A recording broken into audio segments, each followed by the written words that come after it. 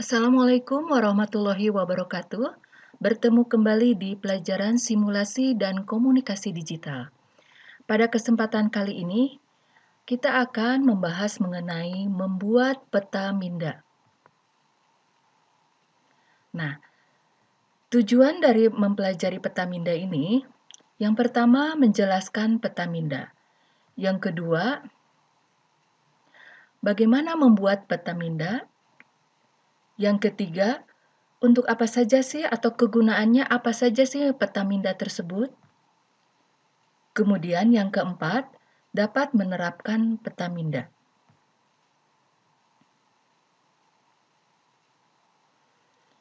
Pengertian dari peta minda, salah satu cara untuk memvisualkan proses berpikir adalah dengan menggunakan peta minda. Peta minda dibuat oleh Tony Buzan tahun 1974 berdasarkan cara kerja otak kita dalam menyimpan informasi. Hasil penelitian menunjukkan bahwa otak kita menyimpan informasi dalam sel-sel saraf dalam bentuk cabang-cabang sehingga jika dilihat sekilas akan tampak seperti bentuk pohon dengan cabang dan rantingnya.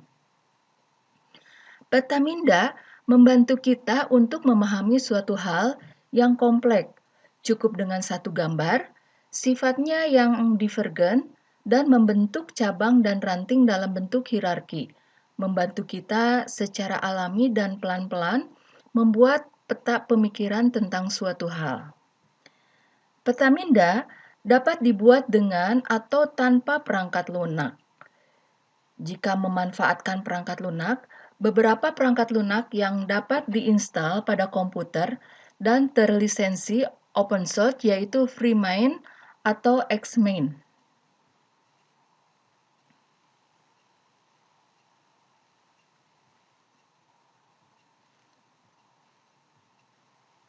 Berikut ini adalah contoh dari peta minda. Di sini life mapping. Tentunya kita mempunyai tujuan hidup di mana untuk kesehatan. Di sini ada beberapa cabang yaitu kesehatan, keuangan, sosial, kuliah maupun religius atau spiritual.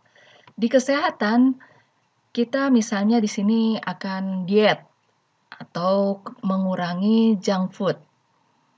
Kemudian pada keuangan kita tentunya harus hemat, menabung untuk membeli sesuatu. Kemudian kita membuat catatan kecil tentang pengeluaran. Di sosial kita harus bagaimana sih dalam sosial harus berani ngomong, lebih percaya diri.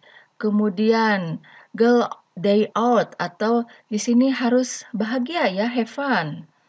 Nah, untuk kuliah kita pada saat kuliah ini mengerjakan tugas atau kuis dengan baik, kemudian bagaimana kita mendapat IP atau IP semester atau stabil atau meningkat. Nah, untuk mengerjakan tugas, di sini ada tugasnya bagaimana lancar, terus skill atau PKL juga dengan sukses. Kemudian untuk meraih IP atau semester dengan baik atau meningkat, nah, di sini kita harus mempersiapkan wisuda tahun depan. Tentunya dengan mempersiapkan tugas akhir. Itu untuk kuliah. Nah, sekarang religi atau spiritual.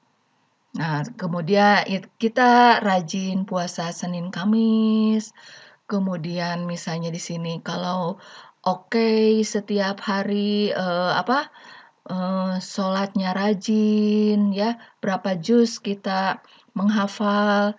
Kemudian dalam berdoa juga kita wudhu, kemudian dalam keadaan apapun kita jangan lupa sholat, baca surat pagi atau doa pagi dan sore. Nah, itu salah satu contoh life mapping ya dibuatkan peta minda.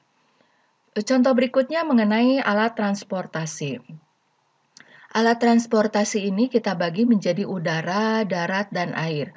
Udara di sini transportasinya ada pesawat maupun helikopter. Kalau pesawat darat, alat transportasi darat yaitu ada sepeda motor, mobil maupun bus.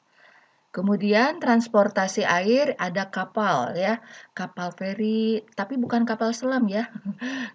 Nah, baik berikutnya adalah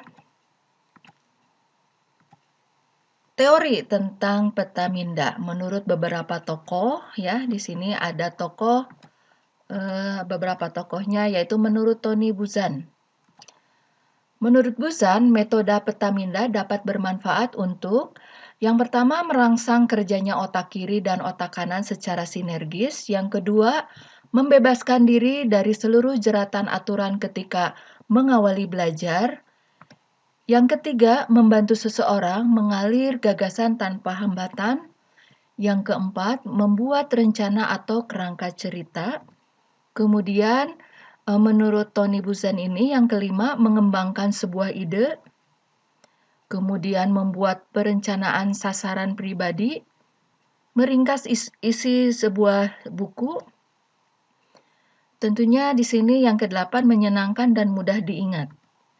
Yang kesembilan, membantu media pembelajaran. Nah, itu menurut Tony Buzan ya, bisa kita terapkan dalam kehidupan sehari-hari. Berikutnya, menurut Mikhail Halko. Nah, menurut Mikhail Halko ini kegunaan metode Petamida antara lain sebagai berikut. Yang pertama, memberi pandangan menyeluruh pada permasalahan pokok. Yang kedua, merencanakan rute atau kerangka pemikiran suatu karangan. Yang ketiga, mengumpulkan sejumlah besar data di suatu tempat.